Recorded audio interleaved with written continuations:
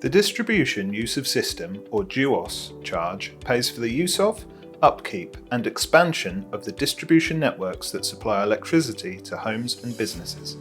These networks can include large-scale pylons, the smaller scale pylons you might see around a housing estate or business park, and substations, as well as underground assets.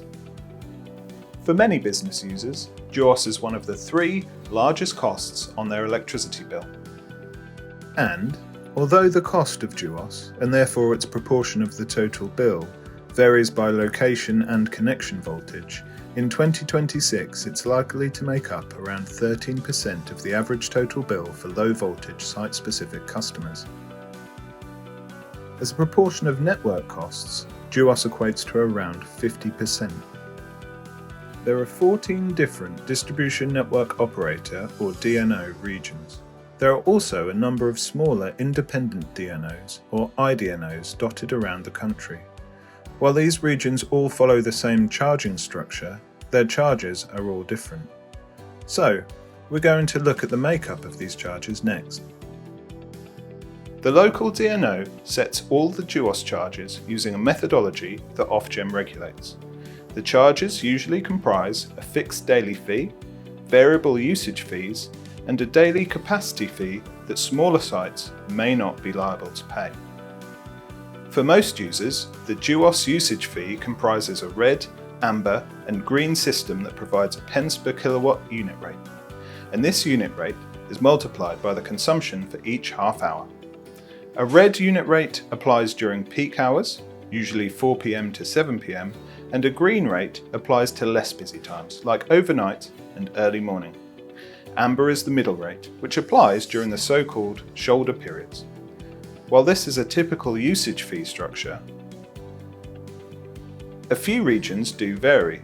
London is one example, since it has a midday peak to account for air conditioning load and increased electricity demand at lunchtime.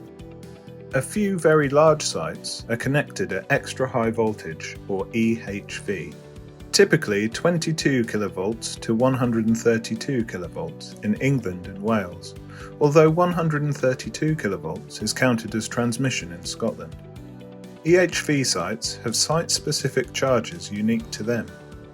These charges comprise a fixed charge and a capacity charge, much like lower voltage customers, but also a super red unit rate that only typically applies over the winter peak period between November and February from 4 to 7 p.m.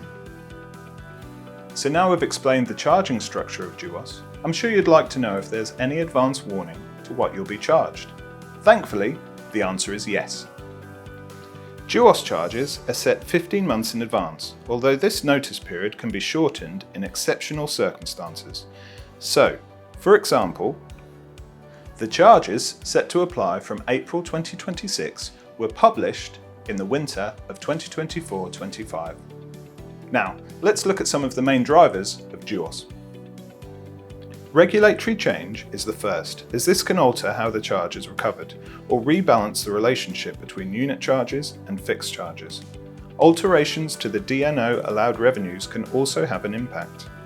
A range of factors could drive this, including investment requirements in the local network, changes to input assumptions such as inflation, or over or under recovery in previous years. Last but not least, changing usage assumptions and the number of users on the network over which the costs are spread can affect the DUoS charge. So there you have it. To understand more about the other TPCs, please check out our other TPCs Explained videos.